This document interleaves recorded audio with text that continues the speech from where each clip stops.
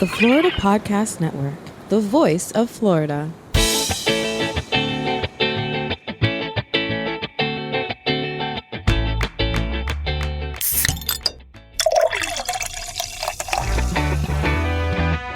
From Mallory Square in Key West to the Governor's Mansion in Tallahassee and all points beyond, you're listening to the Florida Beer Podcast, powered by FloridaBeerBlog.com, your source for all things related to the craft beer community in the Sunshine State. And now your host, Dave Butler. Welcome back. It's a beautiful Florida day and a wonderful time for another episode of the Florida Beer Podcast, powered by FloridaBeerBlog.com. This is Dave, your host and author. Before we get to all the fun festivities today, I want to thank our incredible equipment sponsor, Mainline Marketing. My voice on these episodes sounds as crisp and clean as ever because of the Shure MV7 mic set Mainline Marketing hooked me up with. It's the perfect podcasting mic. The sound quality is amazing and it's so easy to use. So definitely check them out right now. The link is in the show notes. You're also going to see other links in the show notes, including our social media channels. Remember, we are at Florida Beer Blog on Instagram and Twitter, FL Beer Blog on Facebook. If you're going to check us out on the web, the best place to go is FloridaBeerBlog.com, FloridaBeerPodcast.com. And we're also a proud member of the Florida Podcast Network, and you can find them at FloridaPodcastNetwork.com as well. None of these people have gone to prison. Why is that so important? Because we're going to Doral, and we're heading to Prision Pals Brewing. It's spelled with an extra I because it's the Spanish spelling of prison. It's kind of an interesting new brewery. They are production only at this time, but you can take some tours, and I was able to take a tour there. Unfortunately, I did not get the chance to record this bumper out in their parking lot, which would have been very interesting since it is so close to MIA.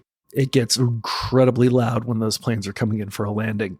But with all of the activity and all of the hubbub and all of the planes and all of the different spelling, these Argentinian creative wizards are brewing up some amazing beers.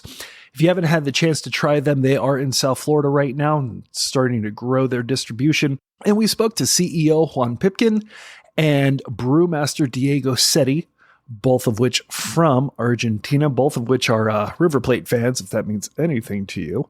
Spoke a little bit about their business, about the differences between the craft beer industries in both of our countries, a lot of the awesome beers that they have coming, and how Miami is starting to become more of a craft beer market than you think.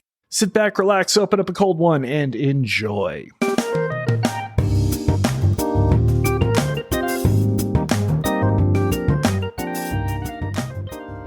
And I guess before we actually get into the beer itself, one thing that I was interested in is, obviously, when you talk about culture in Miami, everybody says Cuba.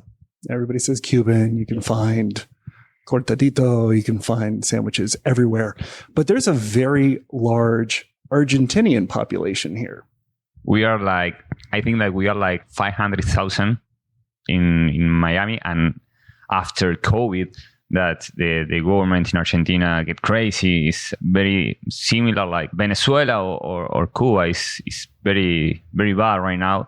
A lot of people are going away of Argentina. People that don't want to stay over there, like want to thinking about the future, they go away from Argentina, and that's the reason that is increasing a lot. It's a lot of population, but we decide to we start with thinking to be a company with Argentina. We made a can represent one of football players of Argentina. That may or may not be Lionel Messi. Well, yeah, we have the culture in Argentina is great in soccer. And we decided to do something with Argentina over there. But we saw after that the product is excellent, but the label of that can with Argentinian, how you say in English, personaje, character, a lot of Cubans don't like it.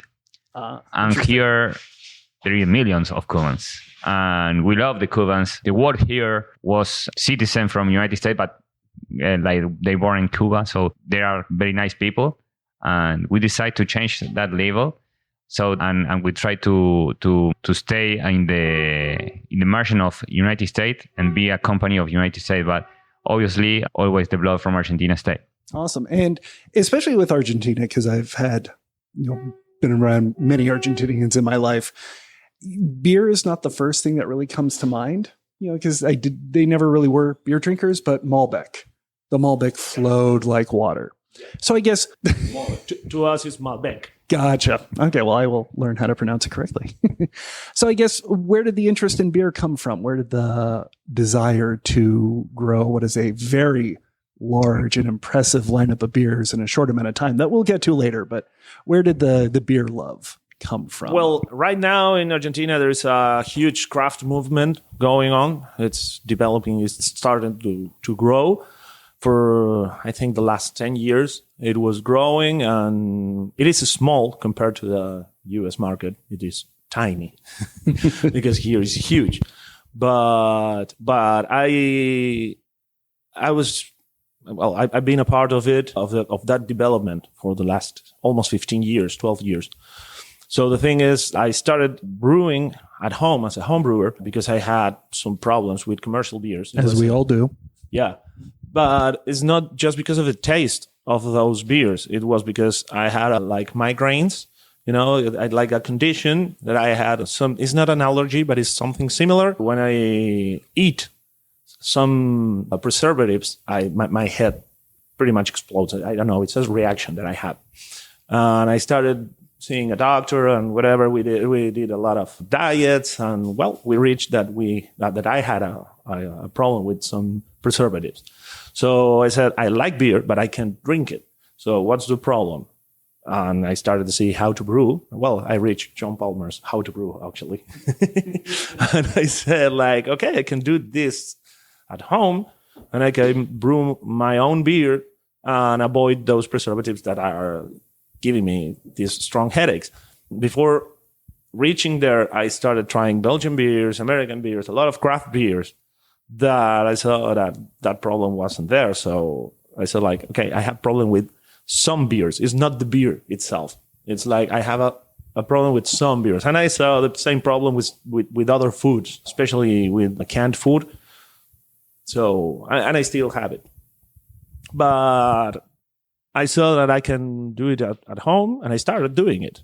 And I've been a home brewer for a long time, and then I started taking courses and certification, and I joined the homebrew club. The most important homebrew club in Argentina is called Somos Cerveceros. It's huge. I think right now is the most important homebrew club in Latin America, or in the Spanish language. I learned a lot there. I improved my knowledge. I started doing some certification. I started judging. Then I became a part of the BJCP. Now I'm the regional representative of the BJCP for Latin America since 2 years ago by elections. So I know a lot of people. So the thing is, I'm also a certified Cicerone. I'm a beer sommelier at the Dumas Academy. I've been certifying myself. I took a lot of courses. And then I started helping some breweries to improve their product, or giving my point of view from different beers. It's like a friend told a friend that, call this guy, you can take some advice from him. And I started doing it, and I became a consultant. And that's how Juan reached me. That's how Juan when he started the crazy things to come here. So what was the decision to come here first and then brew the beer, or was the decision to brew beer first and then? I have a long story. I'm raising car in Argentina. And I was tired of everything over there. But I have family here in Miami, and I love it. I love the energy, the vibes that are over here. Not in South Beach, because that is crazy. But don't go to South. But I like North Miami, Doral. All the people are incredible, are beautiful people. I was crazy to decide to do some business over here. Any idea? One of my best friends have a brewery in my city. It's a small city in Argentina. It's not Buenos Aires. I'm from another part of Buenos Aires, south. Very cold and very hot in the summer. And I saw how was the process of the beer. I saw the business, and I saw opportunity that if you have a great team and a good beer, they just people drink it. It's like it's not like water. Good beer is always in a top of the table or in a bar. So I started looking around. We first met Bruno because my guy that was my right hand over there in Argentina that helped me a lot with the banks and all go to the sponsorship and all that. He told me that he have a person that know about beer. So we called Bruno. I sit with him. I start talking. He explained me all the process of beer. And I say, okay, I need someone more. He bring me Diego. We decide to join together over there in September 2019. We start thinking about everything, designing of the brewery, asking all the supplier here. So on January, I think, we come here 20 days and we start walking the street. We go to every brewery in Florida. We go to Tampa, Naples. We found breweries that are very small, but with such good product that say, man, if this brewery have money to do marketing or have the power to go away, this beer is great. That's great that they bring me one keg from Naples for my birthday because I love the quadruple. So they go out there where we start seeing all the beers to start thinking what is the product that is selling over here. Because he know a lot of the market in Europe, in Argentina, but to here was like a no for everybody. We know the beer that are selling, but that's an interesting question because Florida is not a single market. The beers that will move in Southwest Florida, Fort Myers, Sarasota, Bradenton, are very different than the beers on the other side of the bay from Tampa, very different from what's going on in Jacksonville. And then, of course, you've got the complete outlier that is Miami-Dade. Yeah, that when we first met, there was like two questions that I'd ask. And I said, okay, what's the amount, what's the volume that you want to brew? What's the amount of beer you want to brew monthly? And well, he got an answer in liters and I need to translate it, so forget about that. And the second one was, and which type of beer, which beer styles do you want to brew? And he said, you are the guy who knows.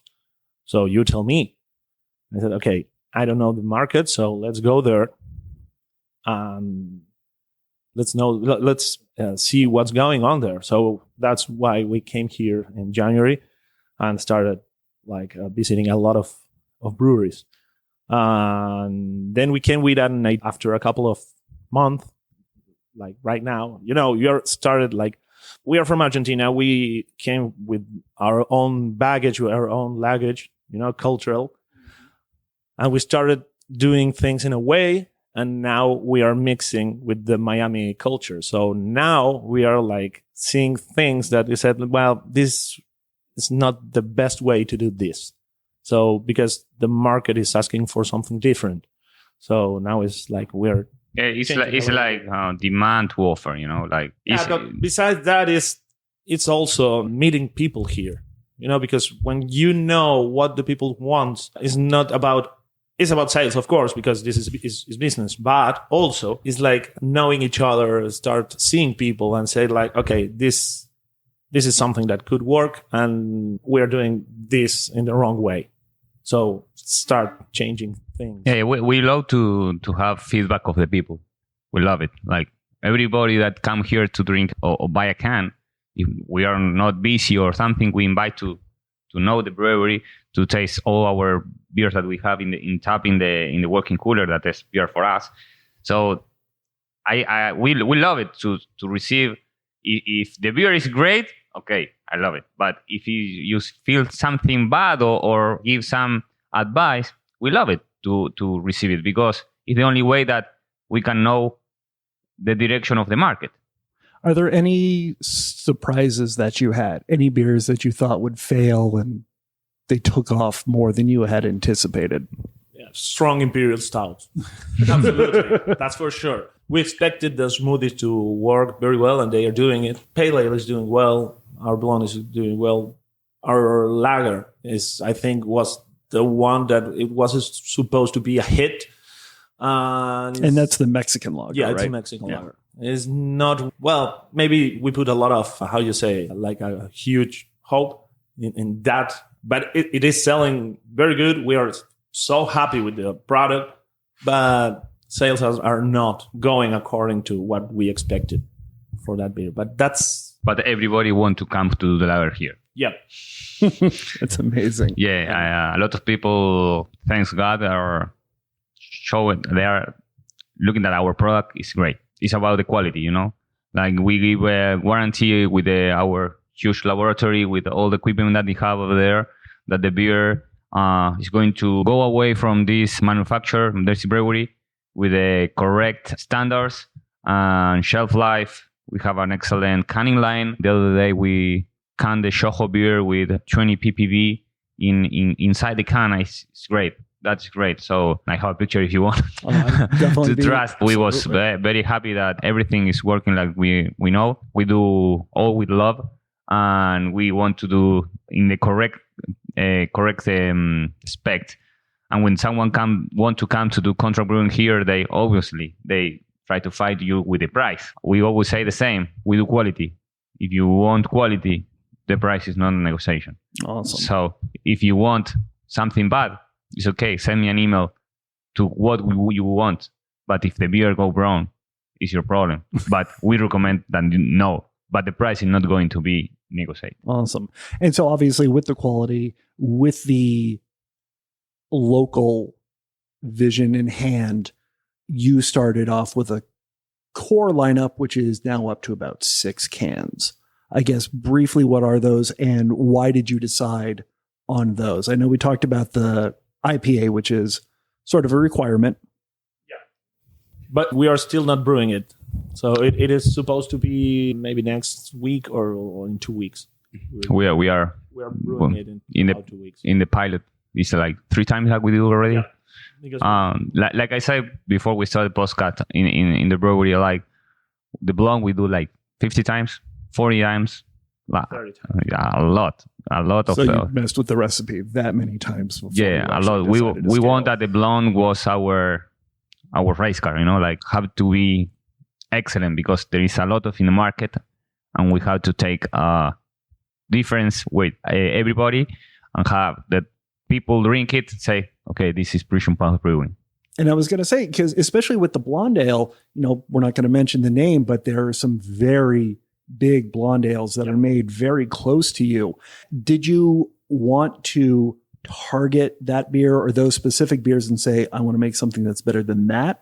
Or is it something that you just wanted to make the best one that you could make and sort of let the chips fall where they We always think in us.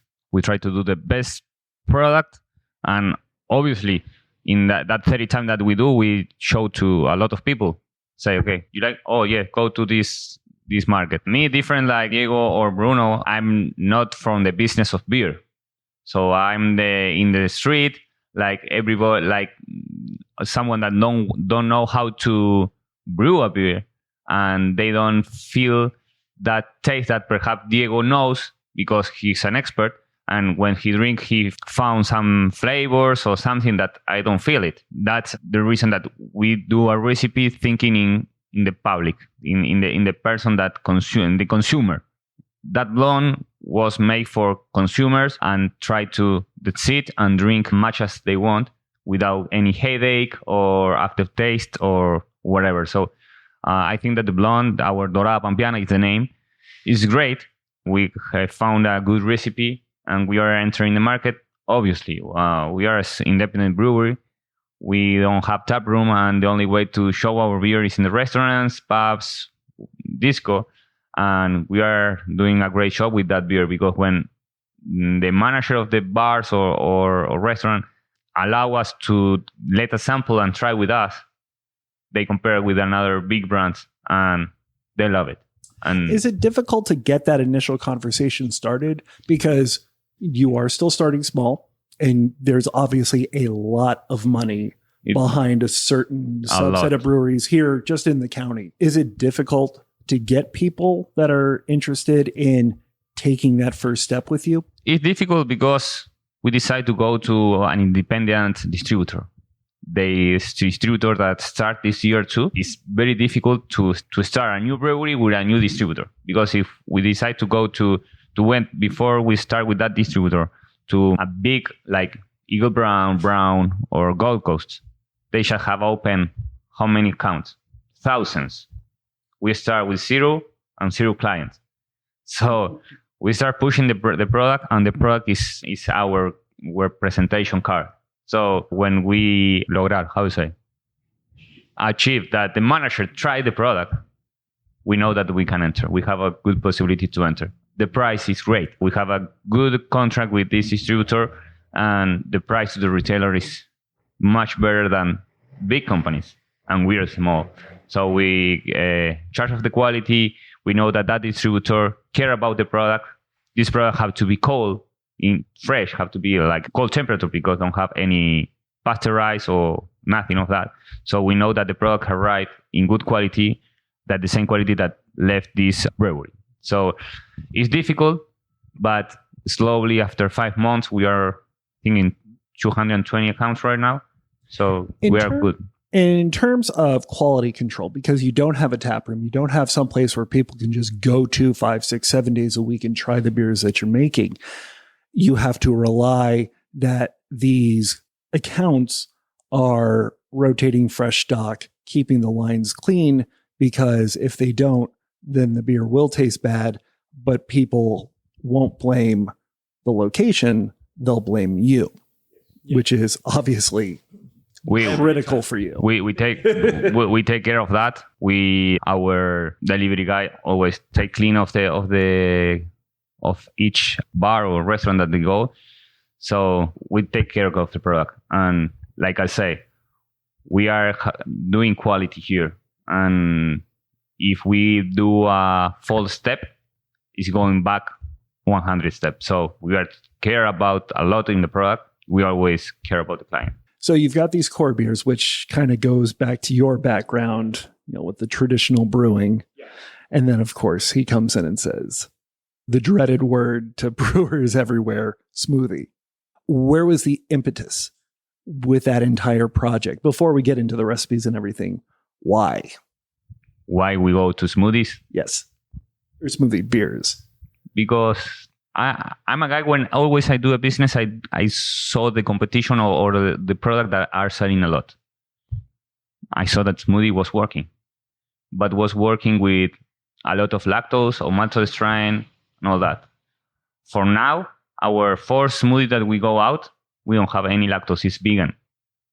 It's a lot of fruit, a lot of pounds of fruit. So it's a real smoothie.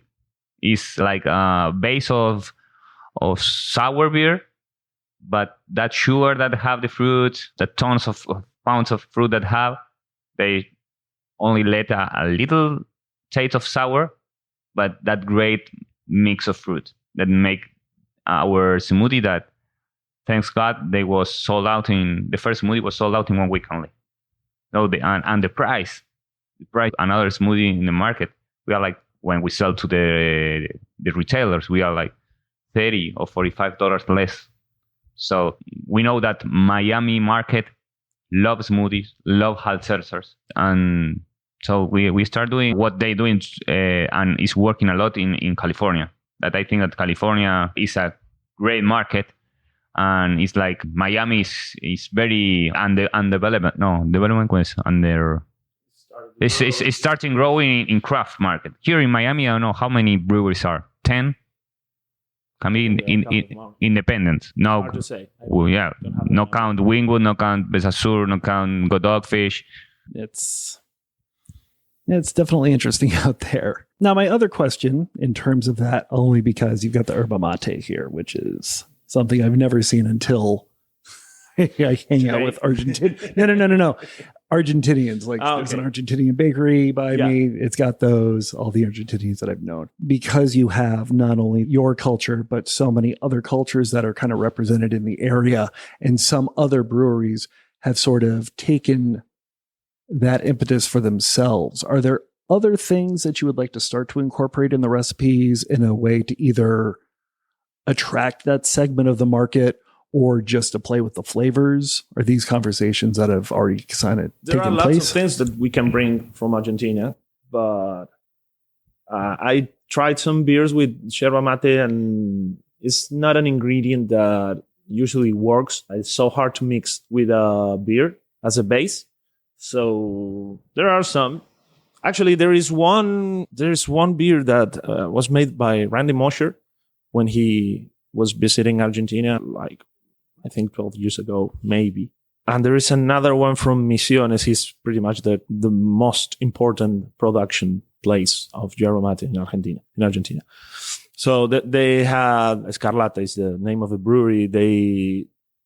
Those two were the only beers that were really good with yerba mate. The rest I tried more than maybe 20 or 30. It's like something that is, when it's like forced. It's something that it doesn't match. It doesn't mix very well. But I'm not an expert in yerba mate because I'm the worst example of an Argentinian. I don't know how to grill an asado. I hate mate, and it's like, But if you want to get the expertise of that type of things, you need to talk to him. But from a brewing point of view, we have a lot of things that we want to mix with the beer. With the given time, we will do. But by now, we'll keep it as a secret. Gotcha. No, that makes perfect sense. Okay, so there's a lot of breweries that have been open for several years that still don't have anything more than maybe 1 or 2 or 3 canned releases, whereas you have a dizzying amount, including one that's going to be canned pretty soon that you're not telling me the details of, which I completely understand. I'll be watching your social media. But obviously, the big question is the tap room. Which do you see the company going more for in the coming months and years, continuing to grow your word of mouth through distro, or are you starting to look for, I guess, not just a home here, but maybe a We are trying and talking with some distributor out of the state. We want to reach some states that are very good consumer of craft beer. So we're trying to enter, but now we are fully production. That's the reason that we buy 3 more tanks.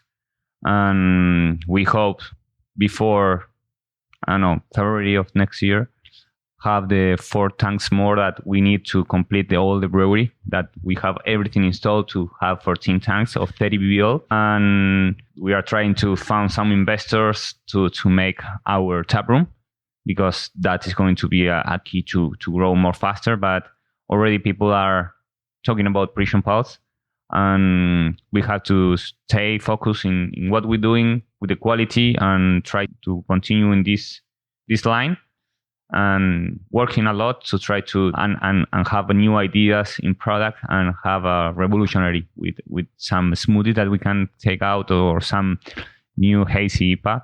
But obviously our scores beer are doing so well. Perhaps in next year we're going to reduce that house beer that we have now. When we come to, we thought that, for example, the honey beer, it was going to be great, but after we do some research, honey beer is not good here. In Argentina, is one of the best seller. It's more seller than hazy IPA, or that is, the people love the honey.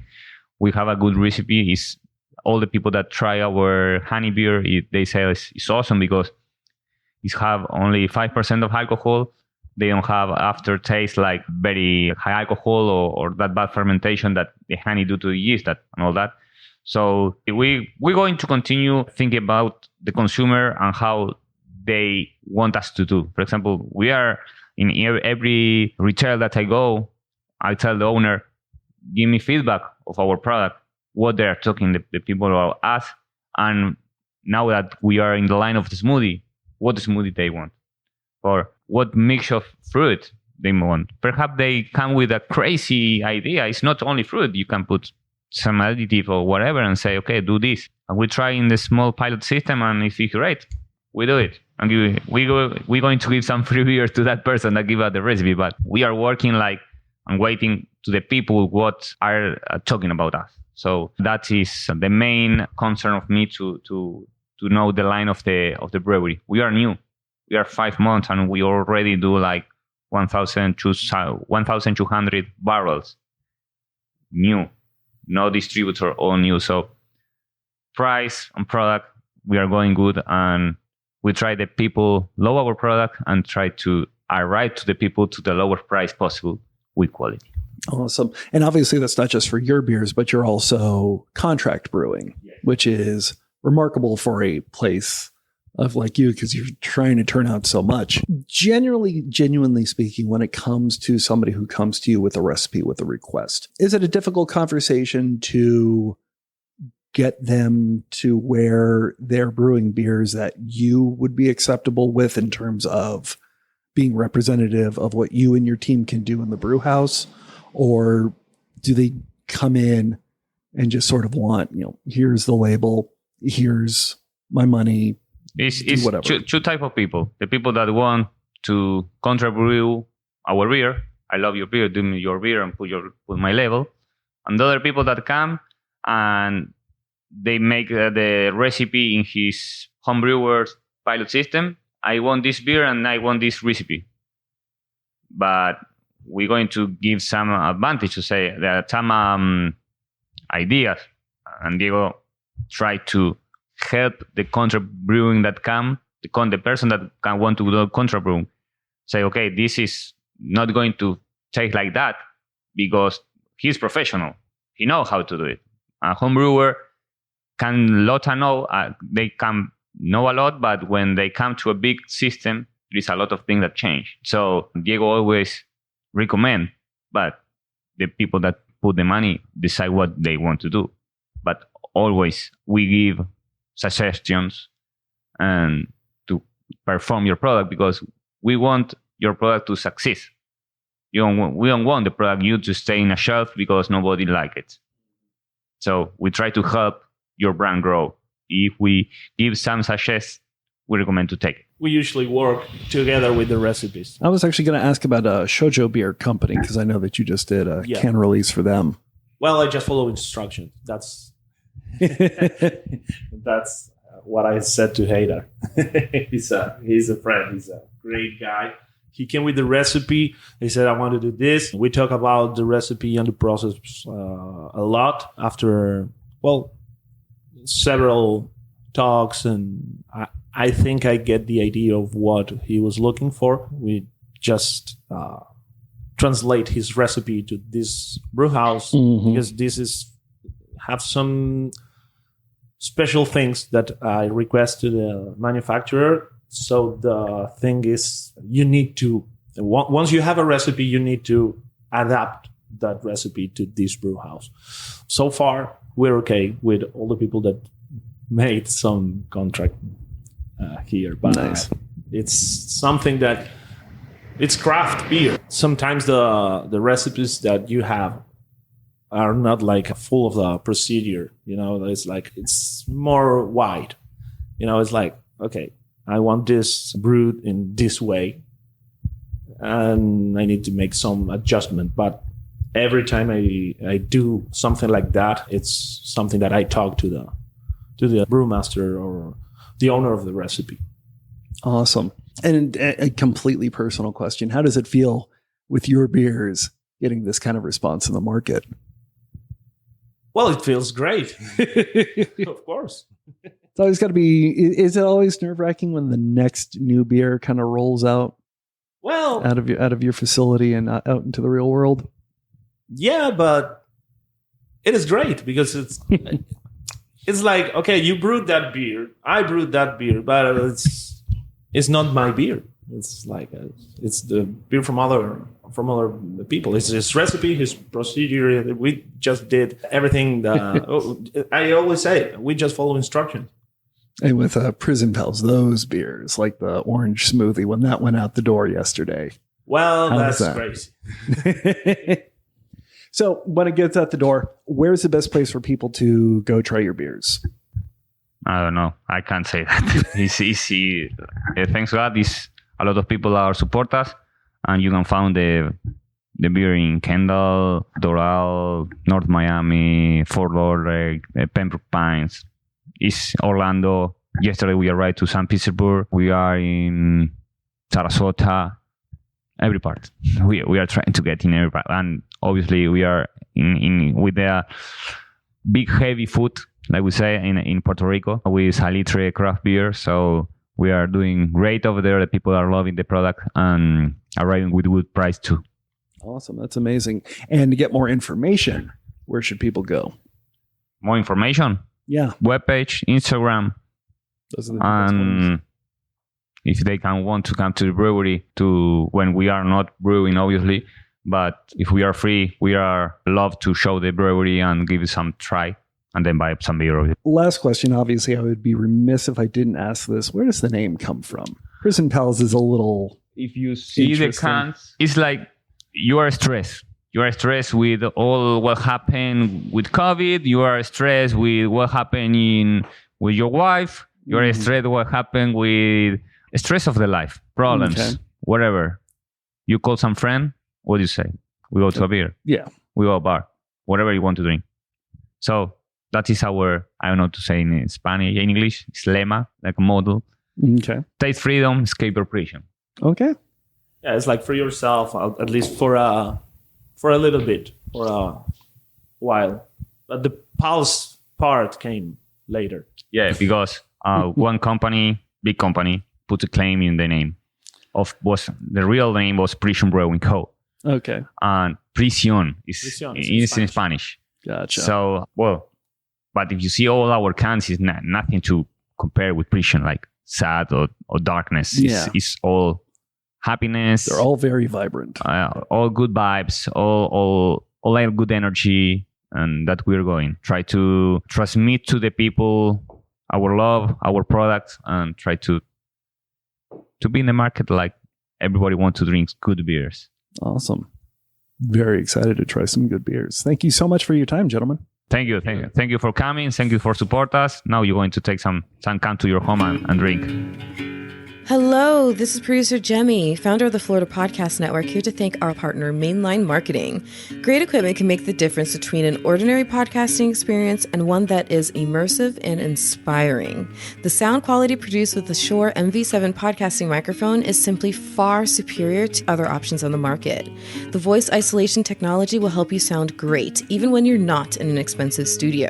But not only is the sound quality simply unreal, but the Shure MV7 podcasting mic is very easy to use with 2 output options. So whether your show format and setup call for you to plug your microphone into the USB port right on your computer or to use it with an XLR cable into your mixer, you'll find the setup is easy. The Shure MV7 sound quality is top-notch and it's easy to use, versatile, and also looks really great for your social media shots. So thank you again to Mainline Marketing. Having won over 40 various achievement awards, Mainline Marketing has been the go-to audiovisual manufacturers industry rep since 1987. They can be trusted to bring you the best. Visit mainlinemarketing.com today and partner with them. And be sure once again to check out the MV7 podcasting microphone from Shure by going to shure.com. That's SHURE.com. Shure, turning a passion for making great microphones into an obsession.